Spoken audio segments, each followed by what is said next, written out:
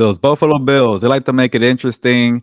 I'm not sure they're fully back, but they won the game. They are now 5-3. 24-18 was the final score. I was kind of hoping Buccaneers Hail Mary at the end and make it interesting because they got the 2-point conversion.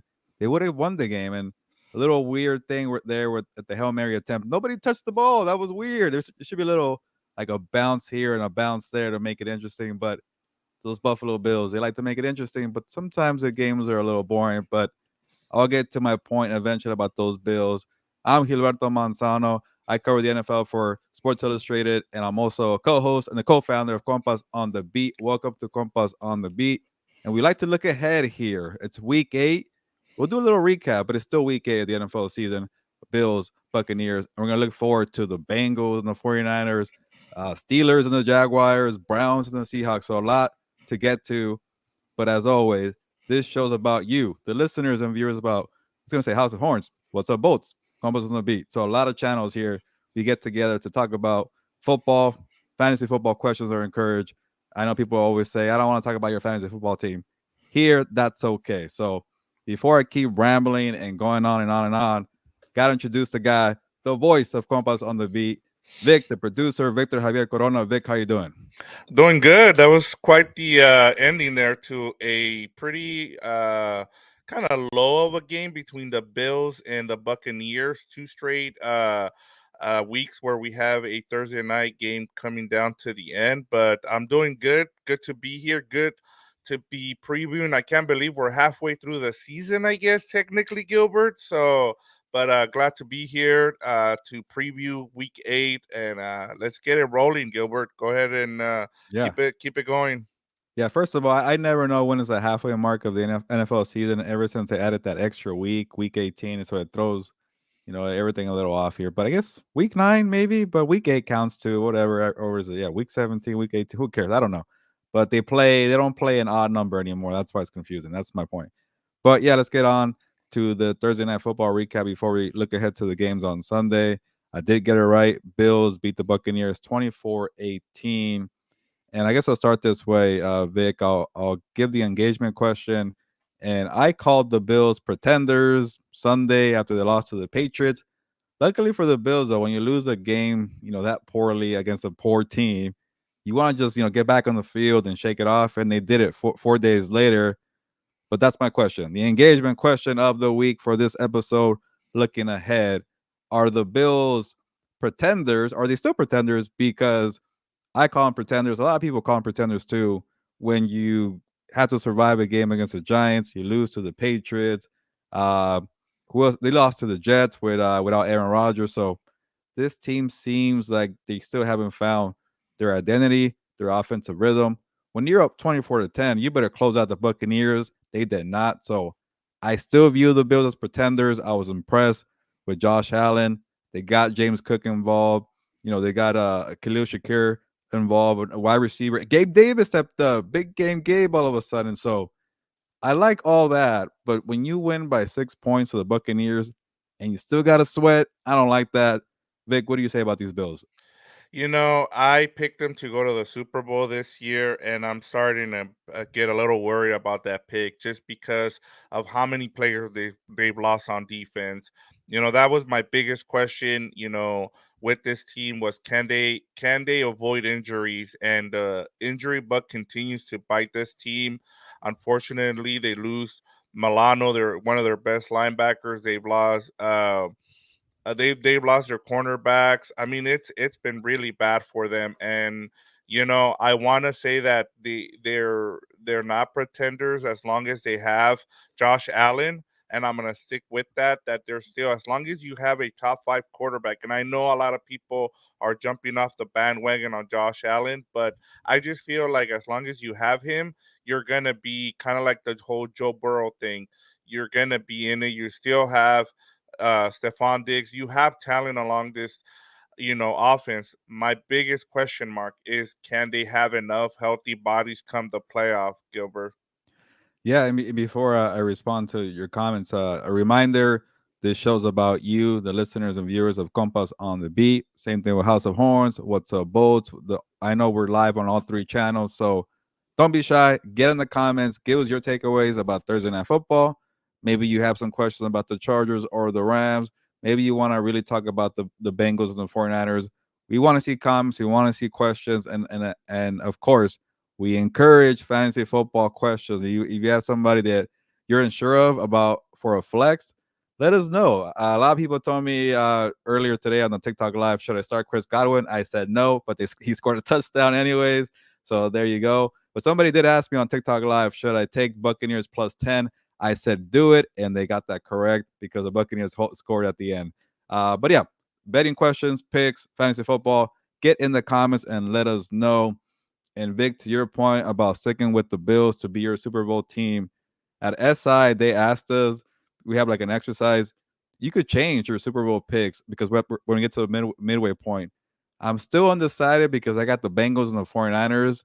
You know, the Bengals started slow, but they're surging. The 49ers did well. Now they're on the opposite. I think I might stick with it, but I'm gonna watch this game closely. We'll get to it. But I like that you're sticking with the Bills. You know, you don't like to go back and forth. So I do appreciate that. And to your point about the defense, I know it's the Buccaneers, but they actually played pretty well today. They held the Buccaneers to 302 yards, total yards of offense, and besides that one last drive, they did pretty well. They were shutting down, Baker, Mike Evans, Godwin, the running back White there. So I know it's the Buccaneers, but that's something you could, maybe take on and say, okay, we're right on track here to make something happen here. But I don't know what you think, Vic, about maybe the offense. Did it seem better for you at least, or the defense? Did you feel like I was onto something there? You know what is crazy is that through 7 games, the Bills offense is actually doing better than last season, which is Wow. hard to believe. The numbers, and this is something that I kind of been listening to and been hearing from people, is that the the Bills offense has actually been better under this coordinator than it was under Brian Dable. The thing is that what we fixate on is the fact that Brian Dable took this Bills offense from really bad because of the struggles that Josh Allen had to really good. And so now we just think that they took a step back, but that's actually not what they've done. They've actually gotten better. And I think our biggest criticism, Gilbert, I know you agree with this, is they don't run the ball enough because they rely too much on Josh Allen. But I think at this point we know what this team is as long as they have Josh Allen, they're going to continue to do that. But we have a question for you here, Gilbert, that I want to Yeah. go ahead and uh, put on here. It says, which trade do you like? One, trade Connor, Christian Kirk, and Russ for Hurts and DJ Moore, or two, Connor and Russ for Hurts. 20-man redraft PPR. My roster is Russ, JT, A. Jones, Tyreek, Christian Kirk, Kittle, and Myers. By the way, Gilbert, I think I have I have A. Jones, and I'm like ready to give up on him already. He's got way too many injuries. I'm Yeah. tired of waiting for him to get healthy. Yeah. Well, first of all, thank you for the question, Josh. Shout out to you, Josh. And I'm guessing Russ, Vic, is Russell Wilson. Is that who we're talking about? I would guess so. I can't think of another Okay. Russ. Yeah, let us know, Josh, if Russ is actually Russell Wilson. But I'm trying to process here. I'm such a slow reader. So it's two trade scenarios. Is that what we're looking at here? Yes, two trade scenarios. Which one do you like? Number one or Okay. number two? So if Russ is Russell Wilson with Christian Kirk, James Conner is hurt, right? He's on IR, Yes. and you get Hurts and DJ Moore.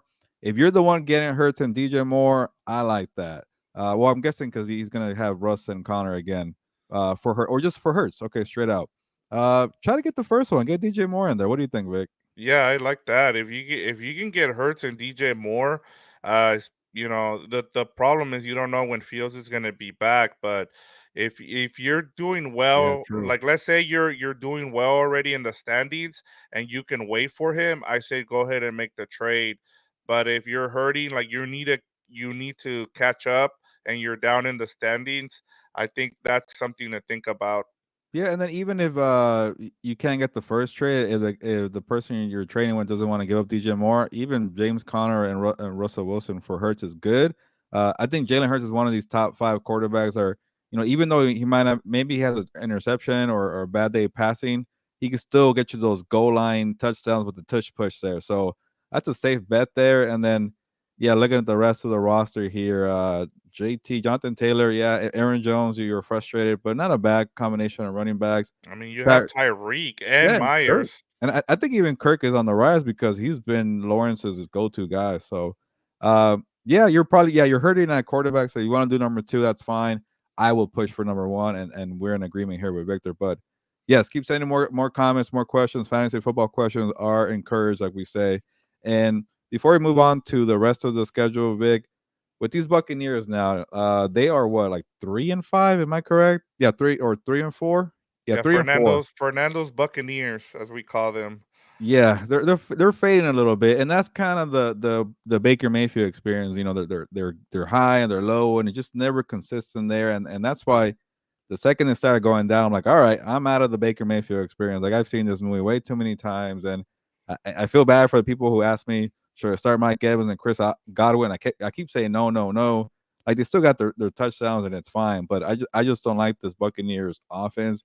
And also, Vic, this defense has been fading a little bit too, and when the defense is not working for the Sosa offense, that's when it goes really south for the Buccaneers. But they're now 3-4, and we've been talking about the 7th seed at House of Horns, Victor. Good opportunity for the Rams to climb up to number 7. Good opportunity for the Commanders too, who have been fading, or even the Saints there, because I think the Falcons are 4-3 in the NFC South. They're in first place, so NFC South and then the 7th seed are up for grabs, and the Buccaneers are seem to be fading for me. But one more from Josh here before we move on. So you guys value more over Kirk? Mm, That's a I good don't. question. What do you think, Vic? You know, just because oh man, just because I think Fields is hurt, I don't know what to expect from that team right now. We don't even know how long he's going to be out. That's what I'm saying. I would say that it's right now it's even until we know what how long Fields is going to be out with that thumb injury.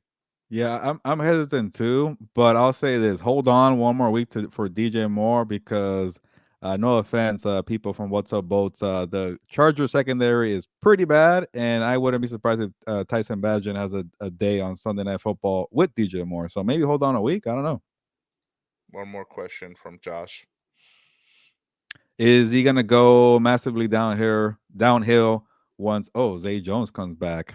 I don't think so. I think Christian Kirk is the speedy guy. He's gonna get the touchdowns, but it'll be nice though when Zay comes back and Lawrence gets all three guys involved. You know, Ridley and Kirk. But for some reason, even when like right now, you would think Ridley will be the one stepping up without Zay Jones, but it's all Christian Kirk and Travis Etienne. So yeah, your And that's Etienne. what I was gonna say. The way Travis Etienne is going right now, especially what I think he's got two touchdown. I think he's got two touchdown games so far this season. And so if they're gonna keep feeding him, it's gonna be hard to get everybody else involved. So that's another Yeah. thing to keep in He mind. might have like 7 or 8 touchdowns in the last 3 weeks, Yeah. ETN. But yeah, I say hold on more once more. But before we move on, Victor, anything you want to say about the Buccaneers?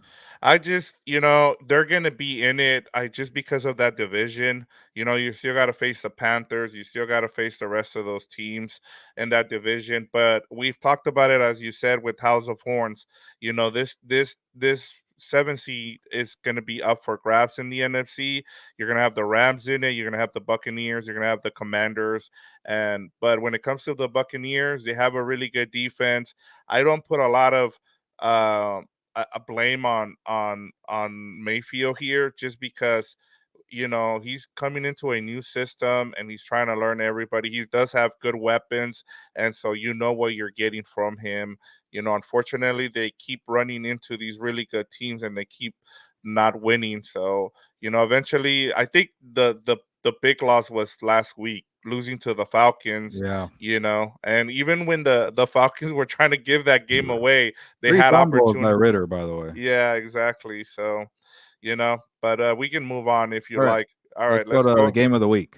Here we go. Our headline game of the week is Bengals and 49ers, Gilbert.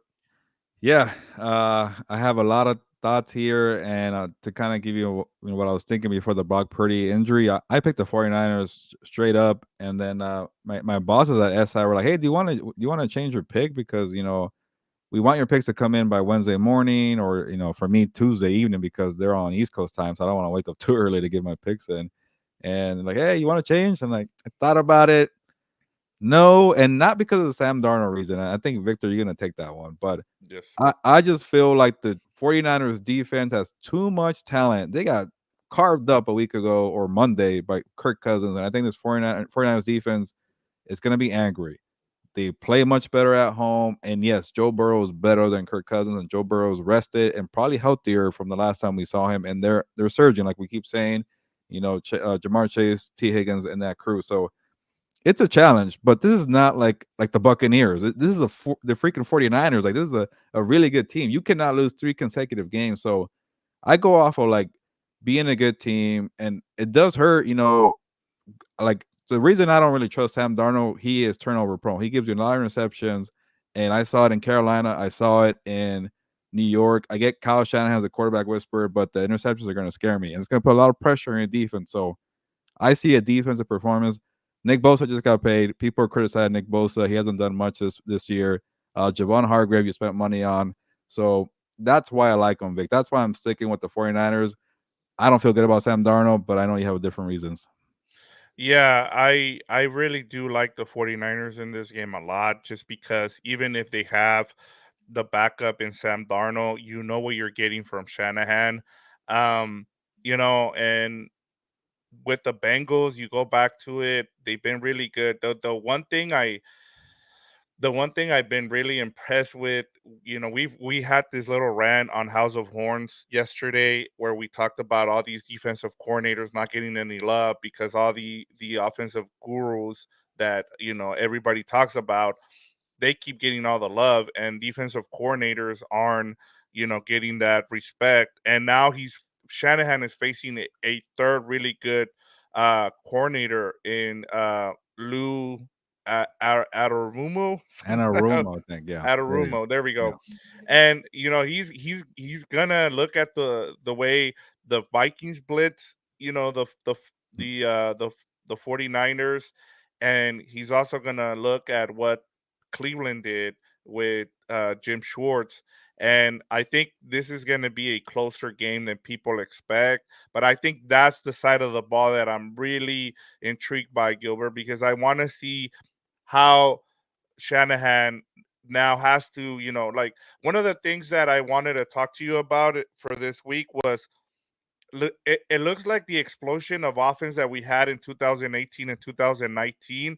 I think people are catching up, and these coordinators are making the adjustment. And I think that's the reason we're seeing the offense, not be as good around the league this season. And we're seeing record lows in points. I think the average margin this year for points is 20. So that's something to keep an eye on, and that'll be my kind of like key matchup is going to be the defensive coordinator for the Bengals and Kyle Shanahan. You know how we talked about I think maybe it was like 20 something games, but Kyle Shanahan has now won a game when his team is trailing by 8 points into the fourth quarter.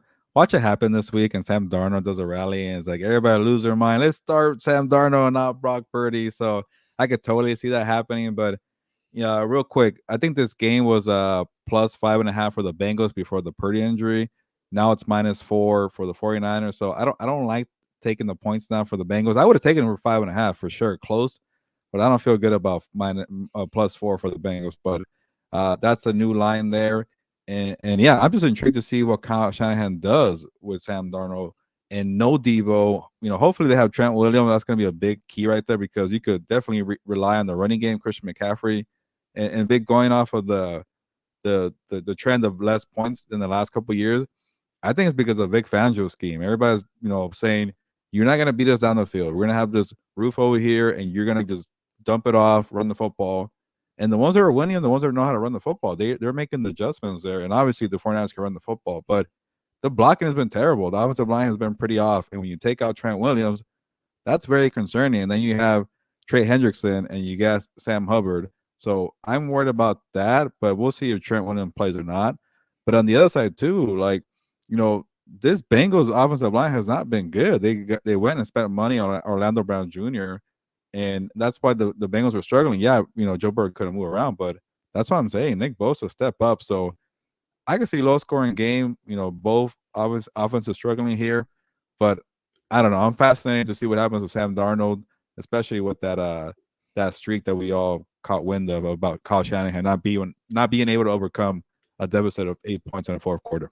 Yeah, and that's part of that, the offense hasn't been that good for them, especially when, they fall behind by more than 8 points. But I just wanted to, you know, in terms of the Bengals, the other thing too, like I think the last game against the Seahawks, before I forget, was I think that was Burrow's lowest passing yards that he's ever had as a pro against the Seahawks as well, and they barely True. scraped by. They Yeah. could have lost that game if the Seahawks and Geno Smith they had two cracks at the at the end zone there towards the end of the fourth quarter, and they just couldn't get the ball in the end zone. And it goes back to the defensive coordinator blitzing you know the Seahawks offense and being able to get to Geno Smith. So, like I said, that this is why it's our headline game of the week is because it's going to be interesting to see what happens with these coordinators and how the how they the chess game between these two coordinators. That'll be interesting. We have a comment here. Uh, we have there we Josh, go. holding it down, Josh, Josh. yes. Can you rank Myers, Jacoby Myers, I'm assuming, Christian Kirk, DJ Moore from best to worst? I'll go DJ Moore this week because he's playing the Chargers. Christian Kirk number 2 and Jacoby Myers number 3. What do you think? Yep, I'm right with you. Now that Jimmy G is back, he is his that is Jacoby Myers. Well, that is his favorite target. That and when I say it's That's Jacoby true. Myers. Is Yeah, he uh, is he on track to play then, Jimmy G? yeah, he is gonna play. As he practiced today, so he is on track to play on Monday. And then we got one more from Josh. Also, do you like Connor or Jones rest of the season? I'll tell you this: it's Connor the rest of the season because Jones can't even get on the field. Ugh. Yeah. Yeah, I do have Jones in my other league. I only have 2 leagues. I can't do more than 2, and Jones has been very frustrating. And before we move on, Victor, what do you think about -4? Will you take the Bengals for the plus Um, 4? I will take the 49ers in this game. Okay. I like I said, I still like the 49ers even with Sam Darnold. They're at home. They play better at home. They're a completely different team when they play at home, the 49ers. Okay. Well, we agree here, and you will let us know more about the Sam Darnold storyline. But we Yes. agree on the 49ers, and let's move on to the tier 2 games. We got 2 very intriguing games as well. Yeah, we're gonna get it started here with some 4-2 teams. Let's start off with Jaguars and Steelers. What do you got for us? Yeah, this one I'm very intrigued about for a few reasons, and I hate when I go with this type of analysis. It's just kind of like a feeling, and this is what I'm gonna go with. I've been very impressed with the Jaguars. Like the more I think about, like, man, 4 game winning streak, and from October 1st to October 19th, they won 2 games in London. They went back home to Jacksonville and they beat down the Colts. They go to New Orleans and they beat the Saints. So and they beat the Bills in London too, and the Falcons. So that's 4 consecutive games. A lot of travel.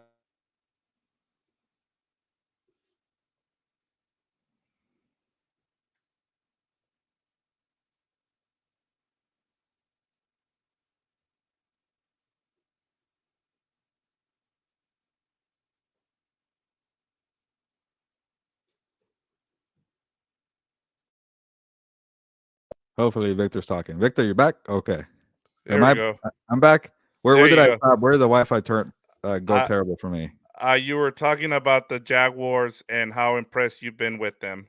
Okay, well, I was gonna say they've been in London, New Orleans, Jacksonville, a lot of road trips there, and then they have the bye week coming up, and I feel like they're gonna be looking at that bye week and say we're really tired. Now I have to go to Pittsburgh and play a very physical team, and the Steelers I can't figure them out. Keep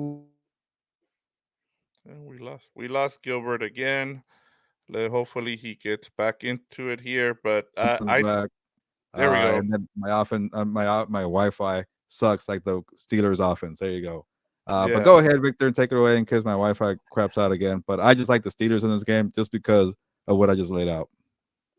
I was gonna just go over what George Pickens said about the Jaguars having a hope defense when it comes to stopping the pass, Wow. and you don't you never want to give a team bulletin material, and it looks like the George Pickens has done that here. You don't want to. It's just that's something you just don't want to do. And I get it. Like the Jaguars, that's one of the areas where I've been really impressed with is their defense.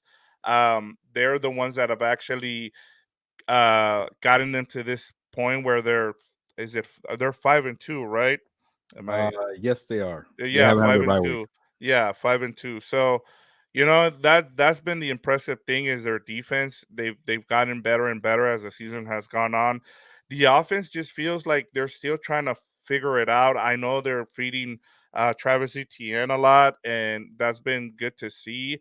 But you kind of I expected more from Trevor Lawrence this season, Gilbert. I don't know about you, Yes. but and then in terms of the Steelers, you talked about offensively how bad they've been, but they've gotten some things together. Especially we saw against the Rams that fourth quarter they went into the fourth quarter under 200 yards, and then they just exploded for like I think it was almost 200 and something yards in the fourth quarter. Two long drives where they scored touchdowns, and defensively, TJ Watt, he's still there. I know we continue to talk about, Miles Garrett perhaps running away with the defensive player of the year, but TJ Watt isn't going anywhere. He had a great interception there where he read what Matthew Stafford he was trying to get the ball to Cooper Cup, and he got right in front and got the interception. So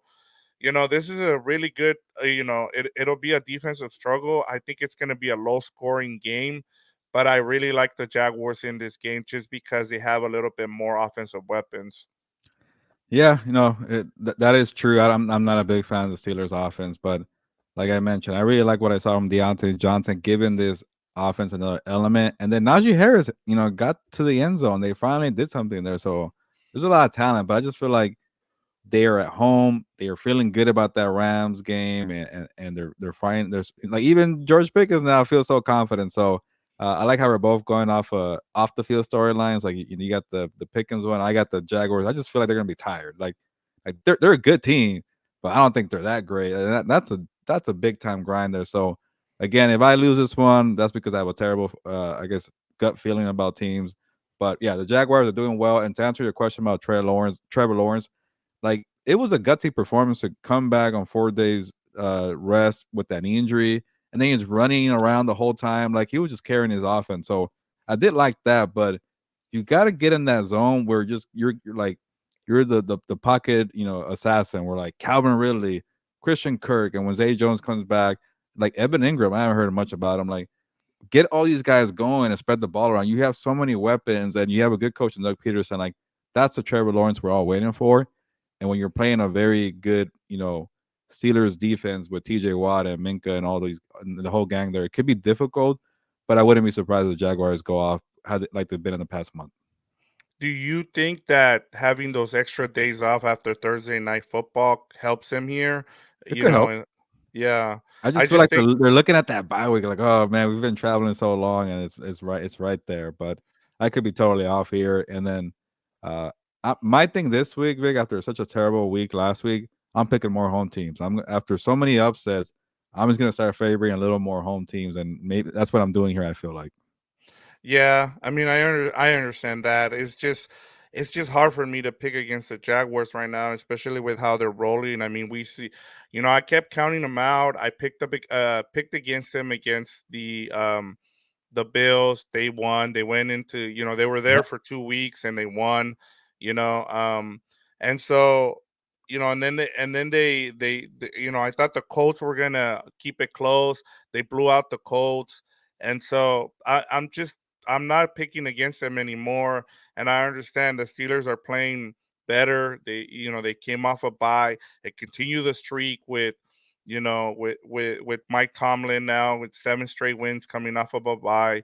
And I understand, and I get all that, and they're going to be at home, and the terrible towels are going to be going. But and it and it reminds me of that one year where I made the Jaguars my team. That was the team I was gonna follow, and they end up in they end up in the playoffs, and they almost beat the Steelers, and but That's true. it'll be fun. But I'm gonna stick with the Jaguars All here right. and pick them here. We're split here. That's good to have a little difference of opinion, but I'm ready to the next one is Seahawks Browns, right? Yep. Go ahead, All right. Gilbert. All right. Yeah, if PJ Walker plays again, and even if it's not PJ, if it's Deshaun Watson, we have not seen anything from Deshaun Watson, one of the worst signings in NFL history. But I guess they still have 4 or 5 years on the contract before I say that. But it's been very bad for Deshaun Watson. But if it is PJ Walker, I think the PJ Walker experience, like Baker Mayfield, I said earlier, it's gonna go downhill. Like you're gonna go all the way to Seattle.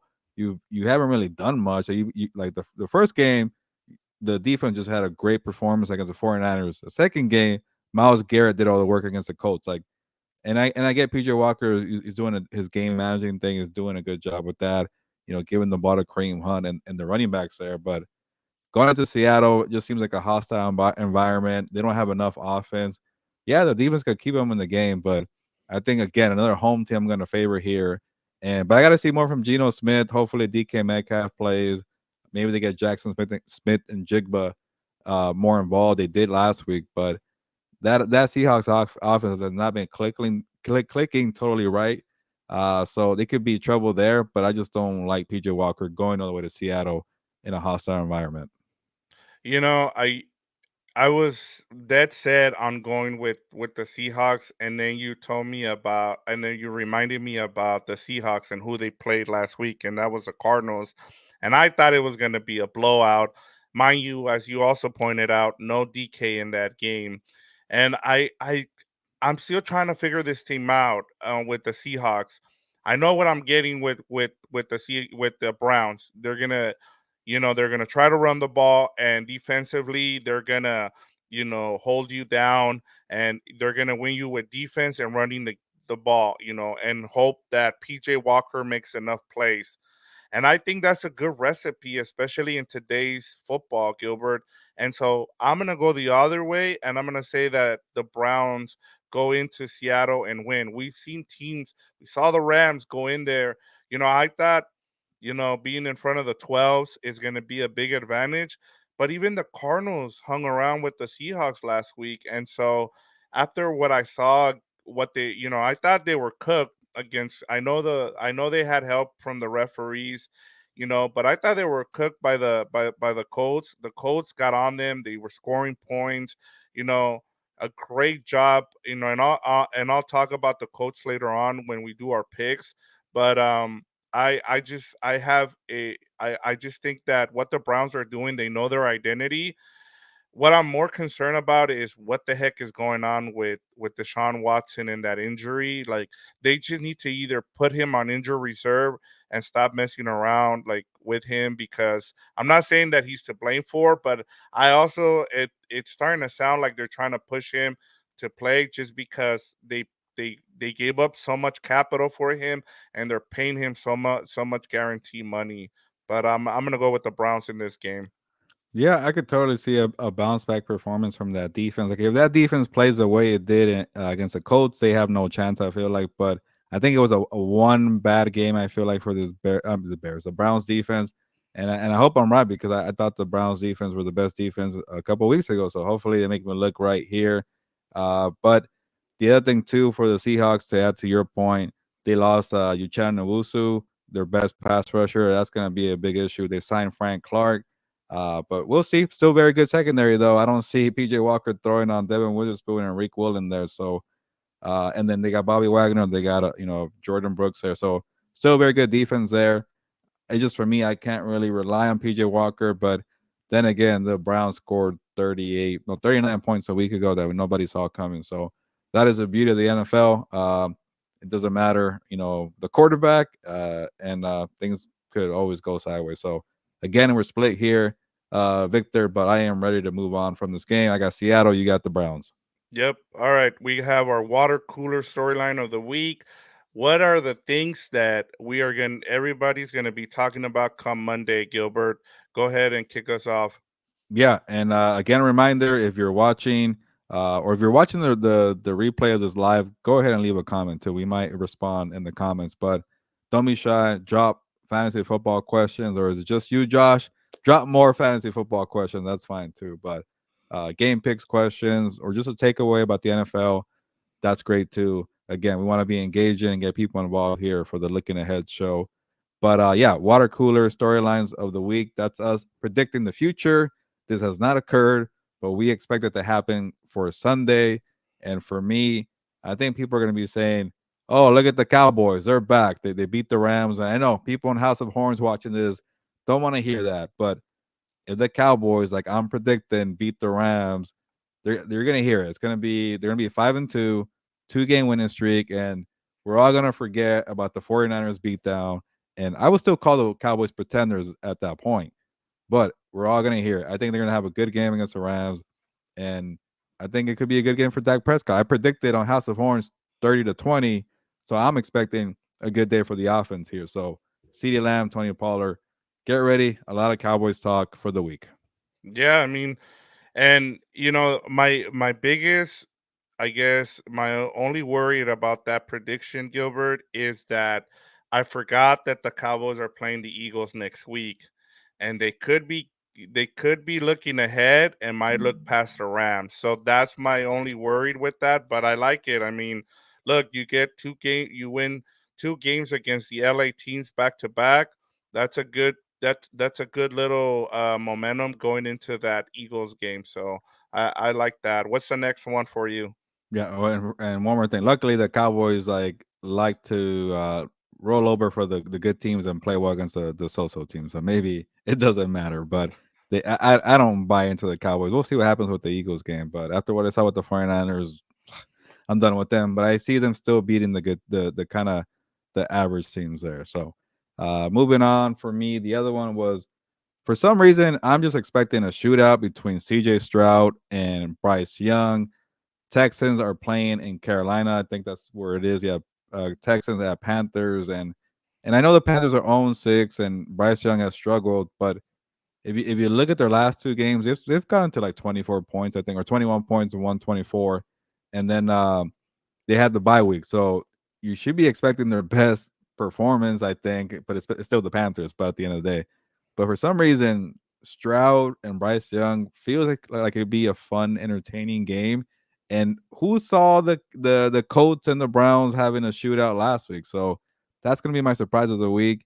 We're gonna be talking about how fun the game between Bryce Young and CJ Stroud is come Monday. And Frank Reich, the head coach of the Panthers, got asked today already if he has any regrets about taking Bryce Young. So people are already down on Bryce Young. I think he's gonna have a decent game. It should be fun all around. What do you think? Yeah, and according to some people, it sounds like the owner picked Young there, Uh-oh. Bryce Young, instead of taking Stroud, who everybody expected them to take just because Frank Wright has always had bigger, taller quarterbacks, and it's starting to look like a bad decision there. So I don't blame people for asking that. Frank Reich has also given up play calling, so that's also a thing. Should be a good thing. Yes, but I wanted to ask you, just going off of this, who is your rookie of the year? So is it Stroud or is it Puka Nakua? It is Stroud because I'm being quarterback bias. I think it's a hard position to play, and this guy's accuracy and just the way, like what I was talking about Trevor Lawrence earlier. I was gonna say, why can't Trevor Lawrence do what Stroud is doing, which is weird because he's a rookie, but he is getting so many guys involved, and his weapons are not nowhere near as talented as the Jaguars. But and by the way, I've been a fan of Nico Collins, but with Stroud throwing the ball, Nico Collins has been a for sure #1 wide receiver. He's gotten Dalton Schultz involved the last couple of weeks. Like he's doing a lot of great things as a quarterback. But it's Stroud and definitely Puka Nakua #2. But they are neck and neck in a good race there. Yeah, and they're running that Shanahan offense, and I'm sure that'll segue perfectly because Stroud fits that quarterback that they want, like the Shanahans, the LaFleurs, the McVays. They want this kind of quarterback, and and it leads right into what I'm gonna go with on Well, one more Monday. thing, Vic. I want to get Go my ahead. pick real quick. Yeah. Give me the Texans to beat the Panthers, and I think I even the -3 I'll take. But yeah, I just want to say Yeah, my oh pick real yeah. quick. Yeah, I'm taking the Texans as well. I'm with you on that one. Yeah, yeah, that's good pick there. Especially I think we both said that we like the Texans to get into the playoffs in the AFC, maybe win 10 games.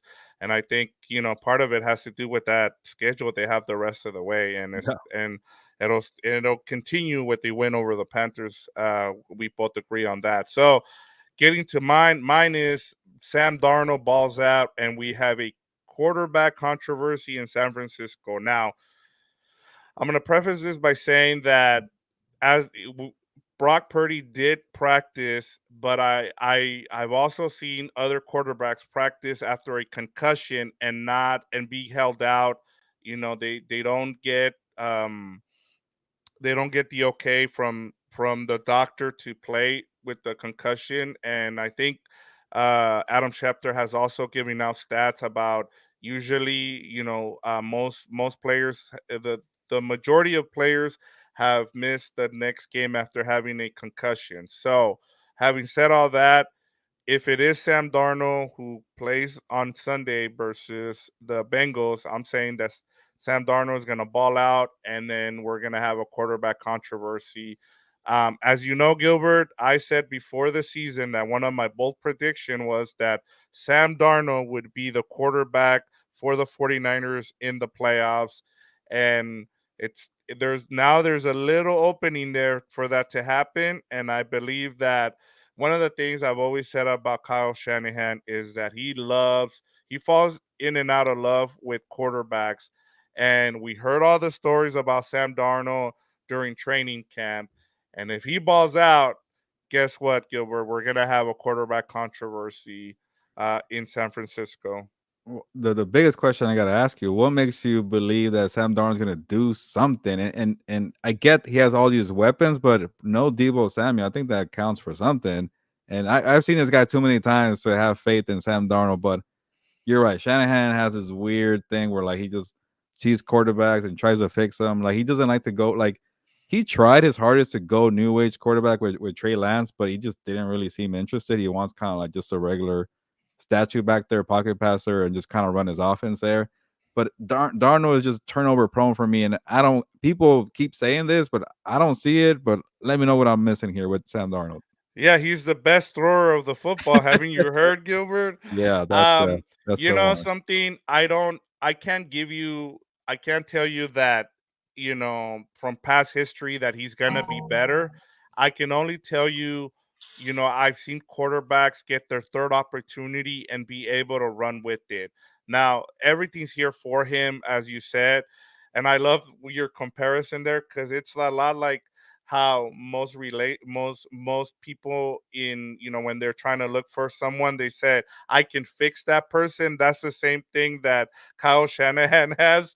I think he feels Yeah, like he's in a new relationship every yeah. other year. They have a And quarterback, Shanahan. yes, and so yeah, exactly, pick a quarterback by now, like you have two here. But we'll see. It'll be interesting to see what happens here, especially if Sam Darnold does ball out.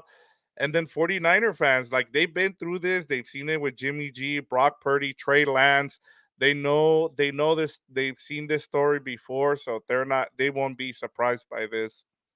Yeah, all right. We'll see what happens, but at least we both decided on the 49ers beating the Bengals, and we'll find out for the controversy. But are we ready to move on? Is it time for the bets? I think the Yes, this locks is of our the week. betting locks of the week. Let's go over what happened last week.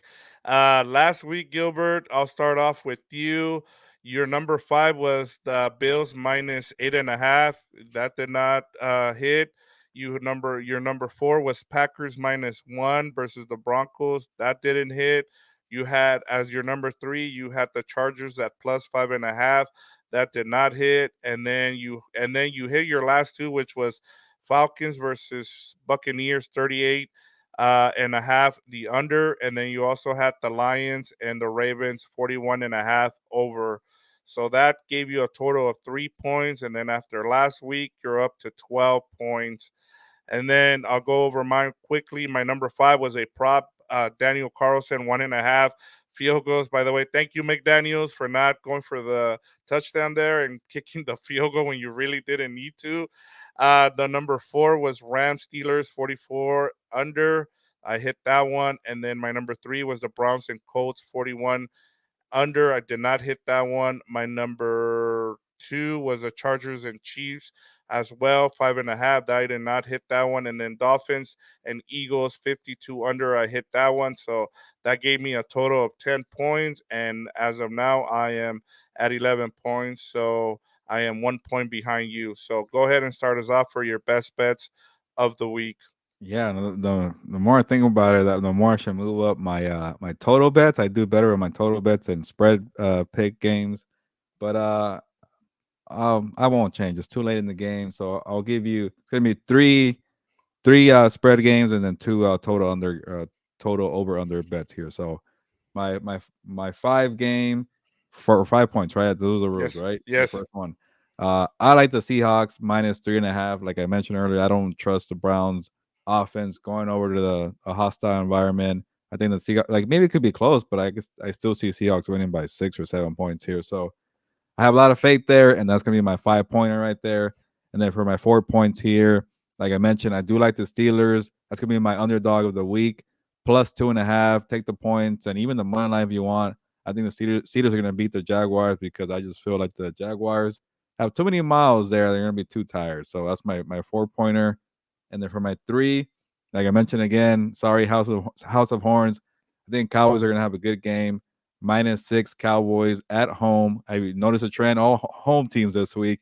Cowboys -6 against the Rams. Give me that for the 3 pointer. And then for the number 2, Chiefs versus Broncos, 46.5. Give me the under because the first game was 19-8. What is that? 27 points there. So give me the Chiefs and the Broncos with the under 46.5. And one more under because they're not scoring points this season, right?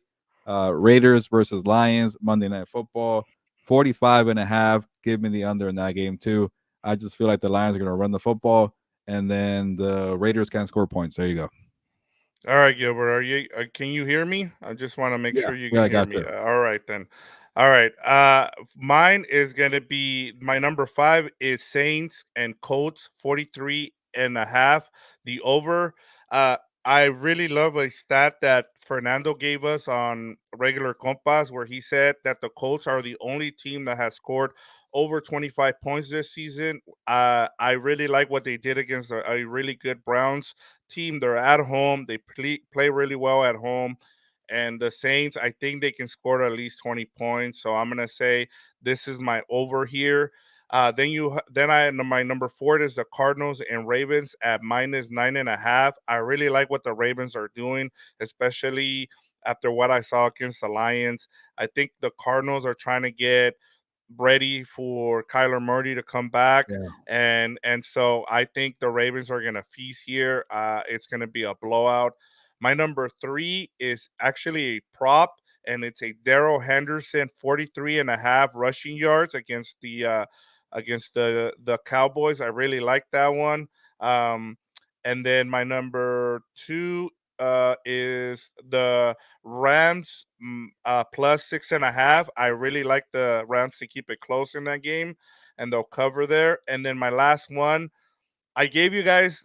I told you about the Raiders. I said they're really bad in 10 a.m. games. Well, guess what? They keep it close in prime time games, and I think they stay with the Lions. I think they Wow. still lose, but I think they cover here. It's +8, so that'll be my number 1. Wow. You taking two underdogs here with the +8 Raiders and the +6.5 for the Rams. Cool. Yeah, I like it. Bold. yeah. And yeah, and you also even but you're taking a Ravens -9.5. That's a lot of points to cover. But after what they did a week ago, you onto something there. So I do like that. But we'll see who wins. At the first week doing well, you get the second week. So let's see who comes out on top for week 8. But we're ready for the quick dump offs, right? There we go. Yeah, games that we haven't discussed yet. So we're gonna do here. We're gonna go quickly and pick the games. Let's start off with Patriots against the Dolphins. Gilbert, how do you see this one going? Yeah, let me pull up the spread here real quick. Oh, Dolphins minus 9.5. Man, after what the Patriots have did last week, you know what? Fine, give me the Patriots plus 9.5, but I'm taking the Dolphins to win that game for sure. I'm with you there. I do like, especially with Bill Belichick finally getting. I think he was kind of, trying to get to that 300th win. Now that the monkey's off his back, trying to get that 300th win. I think they stay with the Dolphins. We don't know what's going to happen with Tyreek. Hopefully he plays in this game.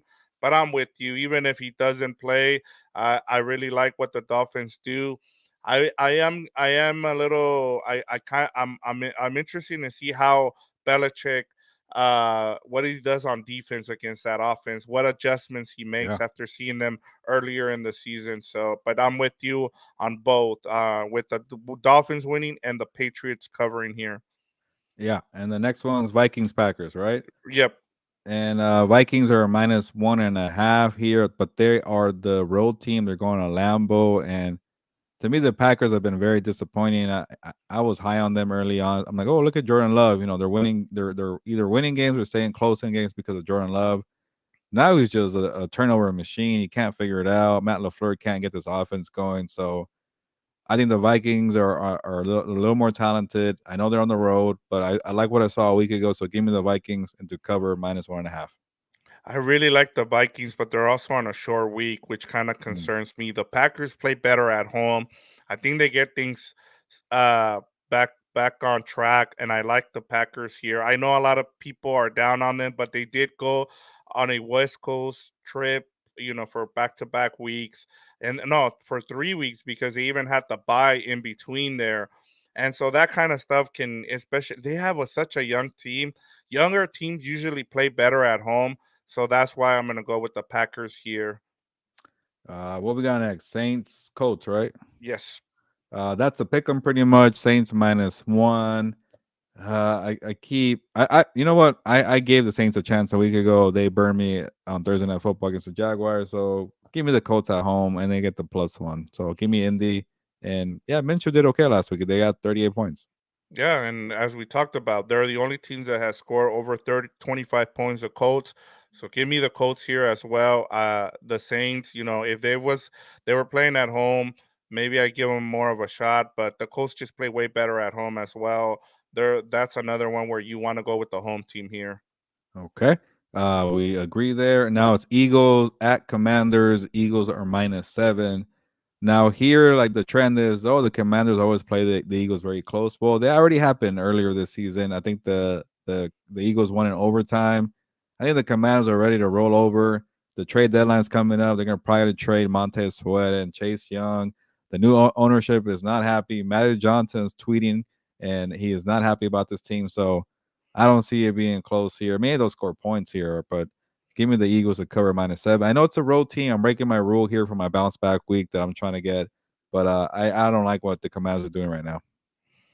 Yeah, I'm with you. The Eagles showed me a lot, especially against the Dolphins. My only concern, and you pointed it out with all the stuff that you just said, my only concern is what happens. This is a really physical team, and that's if they are able to run the ball against the Eagles, I think this is where Washington can keep it close. But I'm with you. The Eagles just look like they have finally found their identity. I wasn't sure for a couple weeks, but after what I saw last week against the Dolphins, I think they found their identity, and I think they roll over the Commanders as well. I'm with you. Cool. Let's get to Sunday night football. The Chargers are hosting the Bears, and the Bears are plus 8.5. They're heavy road dogs here. Tyson Badgett should play again. I think he's gonna play. Justin Fields is not ready to go. And I don't feel comfortable giving the Chargers minus 8.5. They've been a big disappointment this year. They're gonna win. They're at home. They're playing still the Bears. I know they beat the Raiders last week, but give me the Chargers a win. But I think the Bears will cover it. No way I see them blowing out the Bears. This is where the Chargers, where nobody expects anything from them, this is when they show up. And then the Bears on prime time, we saw them earlier in the season. They did really well against the Commanders. I think Tyson Badgett is finally gonna, you know, fall back into reality, and I think the Chargers do blow them out here. I just Wow. don't see it. I think it's going to be a boring game. I saw someone, I think it was Bill Simmons, said when they were previewing this game on Sunday night last week, they said, "Well, it's the kind of game where you say to your wife or your girlfriend, "Hey, I'm going to take you out to dinner because there's not much going on Sunday night football." So, yeah, I don't think there's going to be a peak demand for this game on Sunday, unfortunately. I still Yeah. don't know, Gilbert, why they didn't flex out of this game, but NBC must know something we don't. Yeah, maybe they're expecting a close game, and that would be more to my point. But I just looked at the Chargers, and yeah, that was a funny take there because it's going to be a game that I'll be there in person. I don't know why I'm doing it, but I'll be there. But the only game the Chargers have not played as a one score game was last week when they got beat down by the Chiefs. So maybe they're not playing. Maybe they'll do reverse and they'll blow out the Bears. But they've been in way too many close games. They've been a big disappointment. But when you hear how many times you've been a disappointment, maybe they'll wake up for that one. But what we got next? Is it Jets and Giants. okay? And that one, the Jets are -3, and they're both home teams, so who cares about that? But the Jets are technically the home team, and no, sorry, the Giants are the home team. Sorry, but give me the Jets are coming off a bye week. The Giants have been pretty feisty defensively, but they can't score points. But the Jets don't really score points either. It might be a close one, but I just like what the Jets have done the last few weeks before the bye week. So give me the Jets -3. Yeah, I'm with you on the Jets. I tried to find a way to go with the Giants here, as you said, they're the home team, but not technically. It doesn't really matter. I just love that Jets defense and what they're doing right now. They just, even without their two corners, there's, that's the one thing about a really good defense, Gilbert, is that I've noticed is that if you have guys who can come in for your two starters, you have a really special defense. And I think, the Jets, as long as Zach Wilson just does his job, and it's pretty much what they've been able to do the last 3 or 4 weeks, I'm going with the Jets as well. Okay. Let's go Falcons at Tennessee Titans. I think the Falcons are -2.5. And this is gonna be kind of my trend of the week. The teams they are about to be sellers at the trade deadline. I expect a lot of flat performances from those teams because a lot of uncertainty surrounding the players. And the Titans are already starting the fire sale. They just traded Kevin Byard. Who knows if it's D Hop next or Derrick Henry or even Ryan Tannehill. And they're going to start Will Levis, probably the rookie quarterback out of Kentucky. So, They're gonna you, play both Malik yeah, that sounds Malik. like a mess too. By the way, Yes. Malik Willis and Will Levis going back and forth. No, no, no. Give me the Falcons, even though I don't like the Falcons this year because they can't score points. Take the under probably in this game. I think, but it's really low. It's like I think it's about 36.5. But give me the Falcons. What do you think? You know, what I am really impressed with when it comes to the Falcons is their defense. They got this defensive coordinator, and I'm gonna keep talking about. I'm gonna keep giving love to the defensive coordinators here because they got this defensive coordinator from the Saints, and I think the best part of this team has been the Falcons defense. And they got big dudes, and I think this is gonna be. I would take the under here too. I'm with you. And I think it's going to be a big old physical game between two teams that love to run the ball and just love to muck it up defensively. And I think that's what you're going to get. It'll probably be like a 20-10 game, 20-5, some weird score, but I like the Falcons here. And Gilbert, I'm sold on the Falcons. I think they win the division now. I just don't see anybody else from that division. I really like the talent that they have, and I just told you, I'm really impressed with that defense. Yeah, the only thing is they don't have a quarterback, but it doesn't matter in the NFC South. So I won't disagree there. I did write a story at SI saying they should go trade for Justin Fields, but we'll see if that happens. And even if they do, I don't see Arthur Smith using them right. I don't have any faith in Arthur Smith when it comes to quarterbacks. So, but yeah, one more game here. I know you already gave your pick here for the Ravens and the Yes. Cardinals.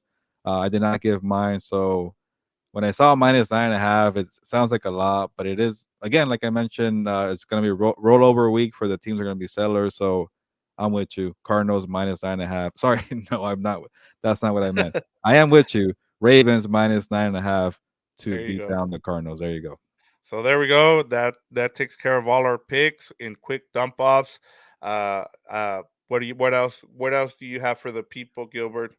Yeah, like I just mentioned that story. If you want to learn about, the teams are about to trade, their players like sellers. We listed at SI one player those teams should trade, and then also the teams are going to be buyers. One player they should acquire, and we already saw the Eagles get Kevin Byard. Like I mentioned, I want the Falcons to go get Justin Fields because the Bears have 2 first-round picks, or probably be really high first-round picks. If you get draft Caleb Williams or Drake May, they're gonna move on from Justin Fields. So why not just do it now? But that's me dreaming to save Justin Fields, and maybe the Bears don't want that to happen. But that's my story at si.com. Check out all my work. Check out everything we do at House of Horns, What's a Boat, Compas on the Beat. Shout out to Josh because he was in the comments here. A little quiet tonight, but hopefully we get more engagement moving forward with the Looking Ahead show. Yeah, Gilbert. Give me one trade that for sure happens this before the trade deadline. One, like I'm not to give anything away from the story you wrote, but one trade that definitely happens Uh, this I'll be sh- I'll be shocked if the Broncos don't trade people like they like Sean Payton. They're not draft these guys. It's not his roster. This roster stinks. Jerry Judy, Cortland Sutton, Justin Simmons, move on. I think Sertan will probably stay, but I see the Broncos doing a pretty busy fire sale. Well, there you go, guys. Another good show for you guys. We got through all of our preview. Make sure you're checking out all the other channels that we have for you guys. But Gilbert, that's all I have for you tonight. Yeah, my laptop is about to die, so good timing here. But thank you guys for watching the channel and supporting the show here. But let's move on to week 8 officially. Sunday, here we come. Ya nos vamos, pues vámonos.